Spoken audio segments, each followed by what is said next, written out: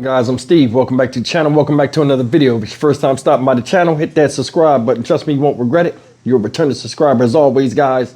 Welcome back, and I do appreciate support. Guys, I want to get right into this. It's breaking news out there in a place called Winder, Georgia, where it's a high school called Appalachia High School, and there's been a mass shooting, and police and stuff are still responding to the scene. So far, what they're saying is the death toll is 2 dead and at least 4 injured. They still haven't even known the amount of people that have been shot and hit. Parents are on their way out there, and they do have a suspect in custody. Whether this guy is a lone wolf or not, nobody knows, but here's what they know so far. Take a look. This is a CBS News special report. I'm Nora O'Donnell in New York, and we are coming on the air with breaking news with another school shooting. This time about 45 miles northeast of Atlanta in Barrow County, Georgia. Now, the local sheriff's department said a suspect is in custody, and there are reports of casualties. Police say the alleged shooting occurred at about 10:23 a.m.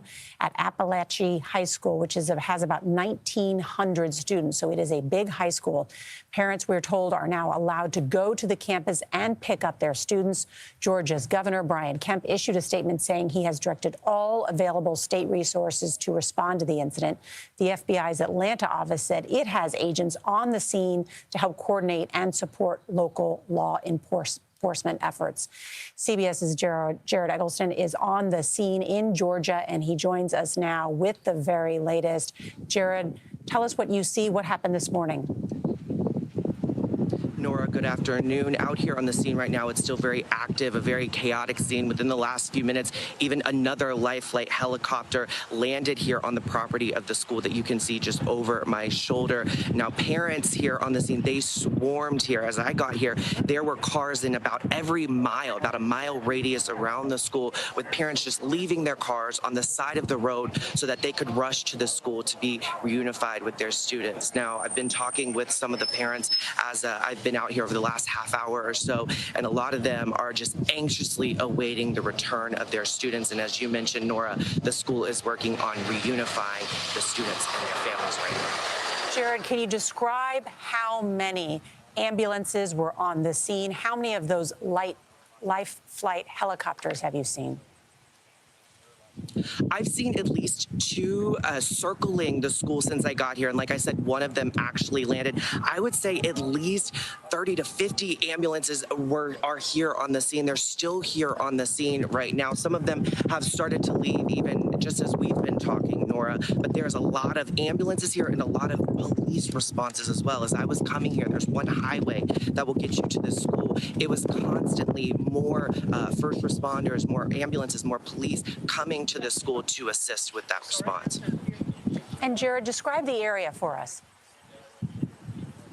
This is a rural area outside of Atlanta. If you're familiar with Georgia, it is in between Atlanta and Athens, where the University of Georgia is. This is one of a growing community around Atlanta, one of the bigger areas where a lot of people are moving out in the suburbs. So it is rural, but it is still a very big suburb of Atlanta. And as you said, Nora, this is also one of the bigger high schools in the county.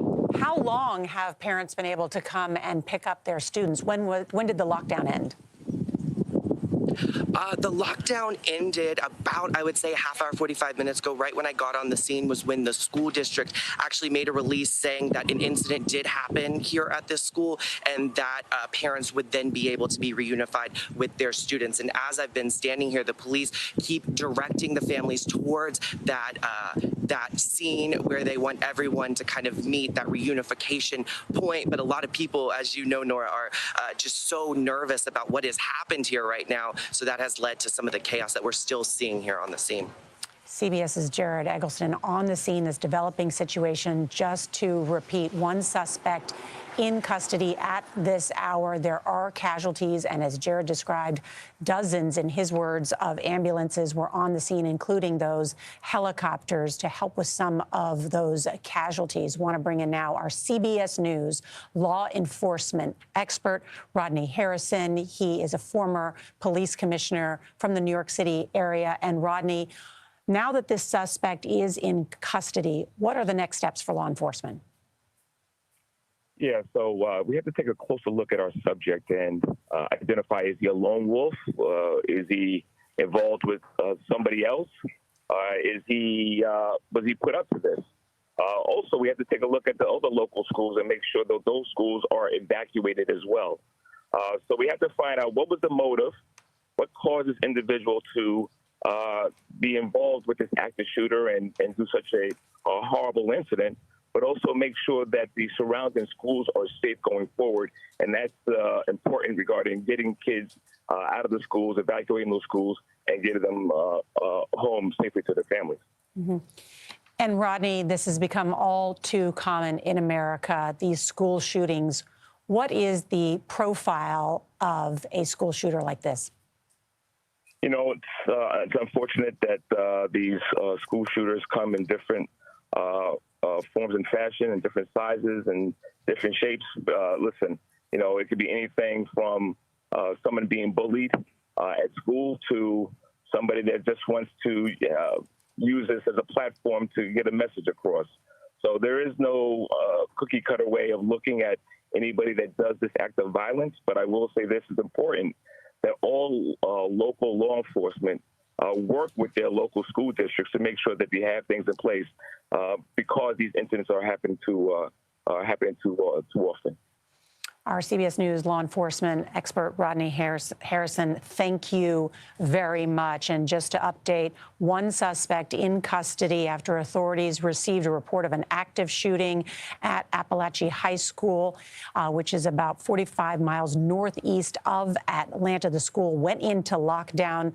Number of ambulances and helicopters on the scene to transport casualties to local hospitals. At this hour, according to the local sheriff's office, parents are allowed to come pick up their kids. Our coverage will continue on CBS News 24/7, your local news. And then tonight, we will have a full wrap-up on the CBS Evening News. This has been a CBS News special report. I'm Norah O'Donnell in New York. That's what they have so far, or what's known.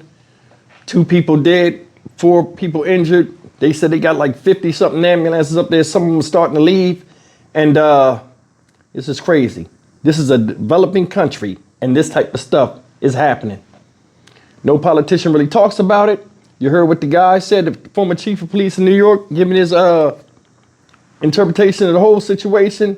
Either they want to send a message, bullying, so on and so forth, something that leads to a lot of these kids nowadays, the snapping. You see these school shootings happening more and more out here. You know what I'm saying? School just started and somebody's dead. Did you look at that school? That school right there, they put a lot of time and money into that school. That's a nice looking school. They said it was like, what, 1,500 kids there? That's a lot. That's a lot. Said it was a developing area where people are moving to. Well, evidently somebody brought somebody out there that didn't see it like that. Could it be mental illness? Don't know. But I mean, the bottom line is kids shouldn't be dying at school, and this type of stuff shouldn't be happening. And ain't nobody really talking about it with the power to change things to really make it happen. This is crazy. I got a little girl in school right now. Some of you got grandchildren or children in school right now. We don't even want to think about anything like this happening. You know what I'm saying? Prayers and condolences go out to the fallen and the fallen's families, and hopefully nobody else perish in this silliness. I'm Stock Market Steve for the Dynamic Reason channel. As always, like, comment, share, and subscribe. I'll come back with updates as they surface later on in the day.